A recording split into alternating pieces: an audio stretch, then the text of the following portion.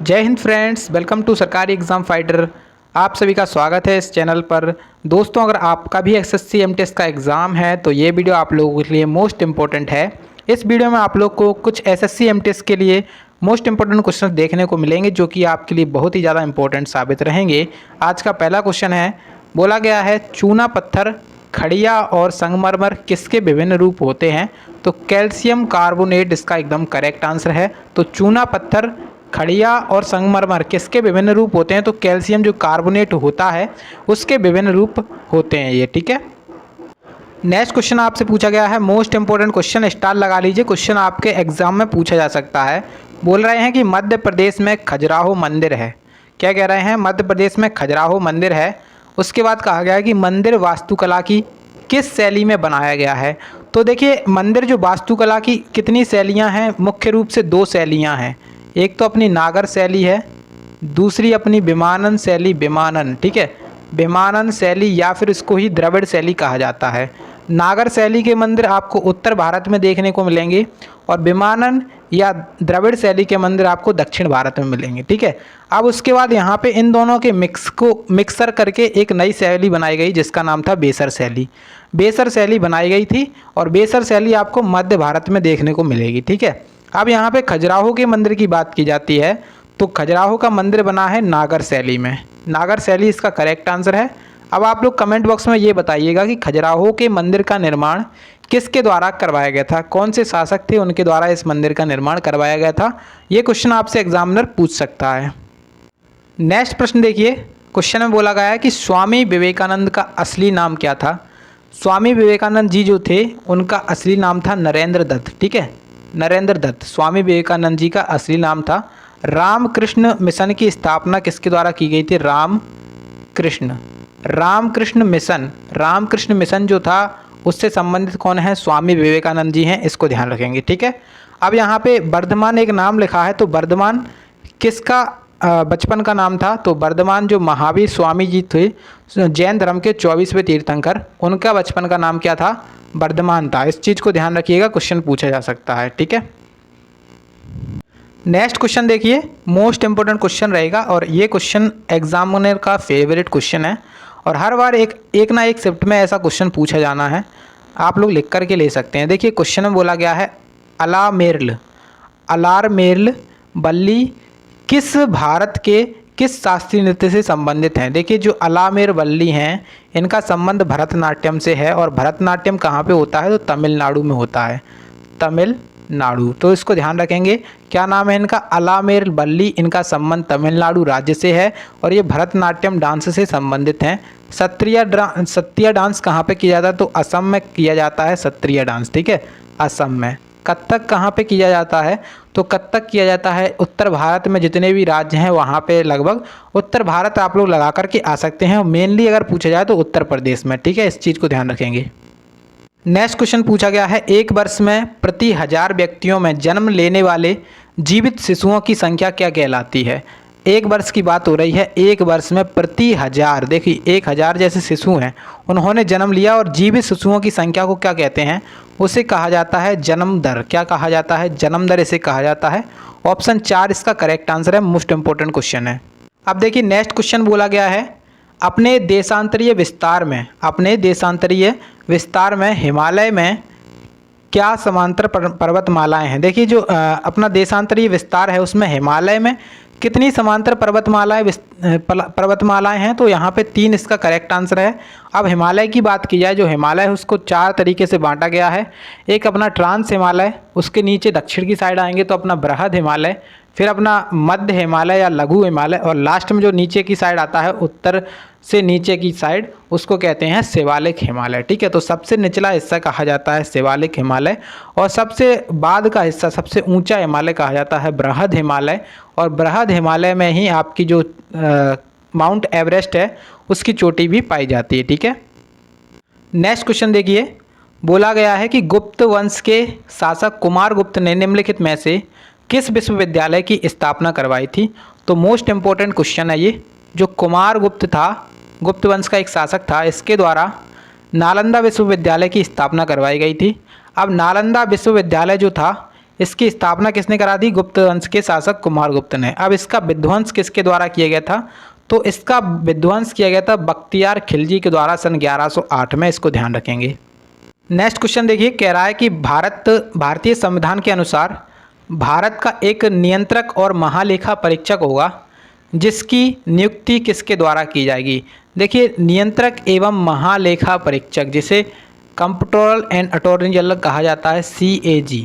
तो CAG की चर्चा अनुच्छेद नंबर 148 में की गई है। अब ये भारत का एक नियंत्रक एवं महालेखा परीक्षक होगा जिसकी नियुक्ति कौन करता है? भारत का जो राष्ट्रपति होता है इसकी नियुक्ति ये करता है। ठीक है, आंसर यहाँ पे हो जाएगा ऑप्शन नंबर 4 जो कि आपका करेक्ट आंसर होगा। ठीक है, नेक्स्ट क्वेश्चन देखिए, कह रहा है कि सामाजिक आर्थिक जनगणना 2015 के अनुसार किस राज्य में भिक्षा से निर्वाह करने वाले निराश्रित परिवारों की संख्या सर्वाधिक है? तो मोस्ट इम्पोर्टेंट क्वेश्चन रहेगा और ये इसका आंसर क्या होगा? उड़ीसा। उड़ीसा ऐसा राज्य है जिसमें भिक्षा यानी कि भीख मांगकर निर्वाह करने वाले यानी कि अपना पालन पोषण करने वाले निराश्रित परिवारों की संख्या सर्वाधिक है। ऑप्शन तीसरा करेक्ट आंसर है। नेक्स्ट प्रश्न देखिए, क्वेश्चन में बोला गया है मंगल पांडे को बैरकपुर में कब ब्रिटिश को किस तारीख को ब्रिटिश अधिकारियों पर हमला करने के लिए फांसी दी गई थी? देखिए, जो बैरकपुर में मंगल पांडे ने जब हमला किया था तो किस तारीख को इन्हें फांसी दी गई थी? 29 मार्च 1857 को। ठीक है, 1857 को इसको फांसी दे दी गई थी, ध्यान रखेंगे। नेक्स्ट प्रश्न बोल रहा है, कह रहा है कि निम्नलिखित में से क्या दुनिया का सबसे बड़ा उष्णकटिबंधीय वर्षावन है? अब देखिए, यहाँ पे दुनिया का सबसे बड़ा उष्णकटिबंधीय वर्षावन पूछा गया है। अमेजोन जो वर्षावन है वो दुनिया के सबसे बड़े हैं उष्णकटिबंधीय वर्षावन हैं, सर्वाधिक वर्षा यहीं पर होती है। ठीक है, नेक्स्ट क्वेश्चन कह रहा है कि MS सुब्बुलक्ष्मी भारत की एक प्रसिद्ध गायिका हैं। देखिए, ये किस भाषा की गायिका हैं? तो ये कर्नाटक की हैं।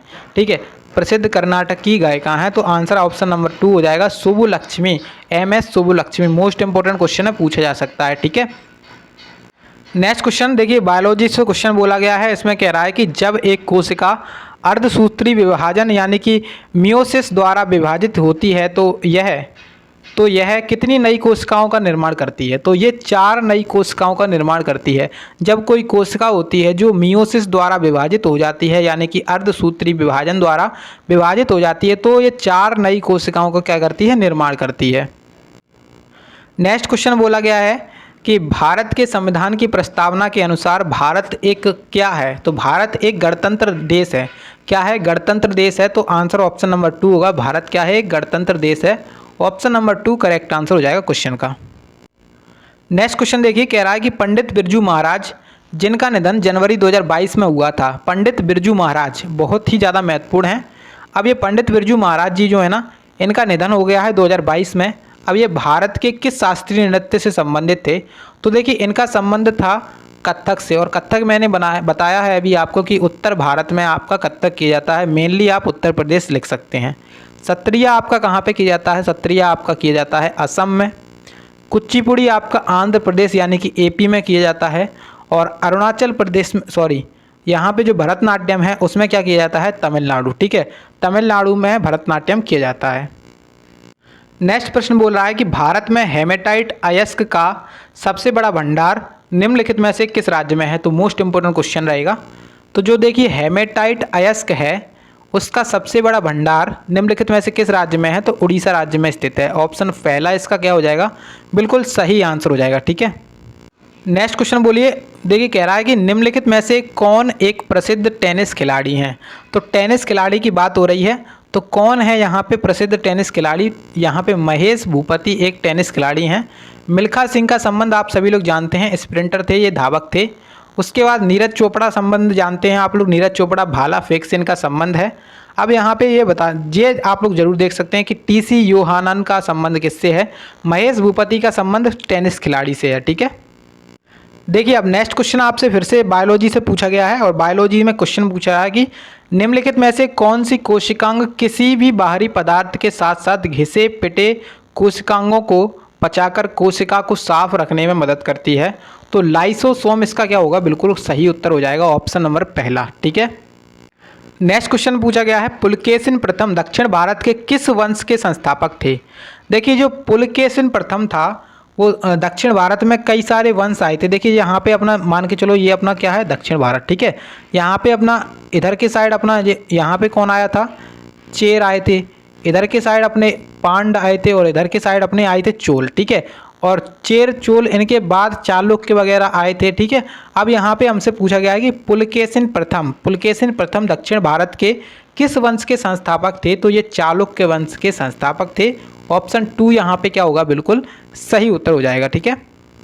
नेक्स्ट क्वेश्चन देखिए, मोस्ट इंपोर्टेंट क्वेश्चन रहेगा, ध्यान से पढ़िएगा। कह रहा है कि पत्तदकल नृत्य उत्सव भारत के किस राज्य में आयोजित किया जाता है। अब पत्तदकल जो है ना वो भारत के कर्नाटक राज्य में किया जाता है, याद रखिएगा। बहुत ही ज़्यादा महत्वपूर्ण क्वेश्चन है, अटपटे क्वेश्चन ही एसएससी एग्जाम में पूछे जाते हैं। ऐसा क्वेश्चन नहीं पूछेगा जो आपको आता है, ऐसा क्वेश्चन पूछेगा जो नहीं आता है। तो एक बार इनको ज़रूर देख लें, क्योंकि अगर रिपीट हो जाते हैं तो आपका भला ही होने वाला है, ठीक है। नेक्स्ट क्वेश्चन देखिए, कह रहा है क्वेश्चन में कि मानिका बत्रा किस खेल से जुड़ी हुई हैं। देखिए सभी लोग जानते हैं मानिका बत्रा का संबंध है टेबल टेनिस से, और जिसको नहीं पता है तो वो लोग जरूर ध्यान रख लें कि मानिका बत्रा का संबंध है टेबल टेनिस से, ठीक है। अब देखिए नेक्स्ट क्वेश्चन आपसे पूछा गया है, विंग्स ऑफ फायर किस भारतीय वैज्ञानिक की प्रसिद्ध आत्मकथा है। देखिए बचपन से पढ़ते हुए चले आ रहे हैं, जब से आपने तैयारी स्टार्ट करी होगी तभी आपको ये किताब लिखवा दी गई होगी। विंग्स ऑफ फायर किसकी आत्मकथा है। अब एपीजे अब्दुल कलाम की आत्मकथा है, ठीक है। तो इसको तो भूलने का सवाल ही नहीं है, क्योंकि जब से आपने तैयारी स्टार्ट की होगी कहीं छोटी मोटी कोचिंग पर जा कर के भी, तो उसने सबसे पहले यही आपको लिखाया होगा।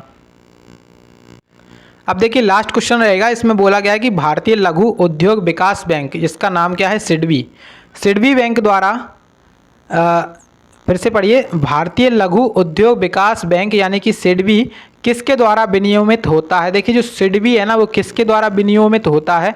विनियमित का मतलब ये है कि किसके द्वारा चलाया जाता है, तो भारतीय रिजर्व बैंक के द्वारा चलाया जाता है, यानी कि आरबीआई के द्वारा इसे विनियमित किया जाता है, ठीक है। आंसर हो जाएगा आरबीआई। अब आरबीआई की बात की जाए तो आरबीआई की स्थापना कब हुई थी, तो 1 अप्रैल सन 1935 को आरबीआई की स्थापना हुई थी। 1935 को आरबीआई की स्थापना हुई थी। आरबीआई बैंक का राष्ट्रीयकरण कब किया गया था, तो आरबीआई बैंक का राष्ट्रीयकरण किया गया था 1 जनवरी 1949 को आरबीआई बैंक का राष्ट्रीयकरण किया गया था, इसको ध्यान रखेंगे। वर्तमान में आरबीआई के गवर्नर कौन है, तो वर्तमान में 25वें गवर्नर का नाम है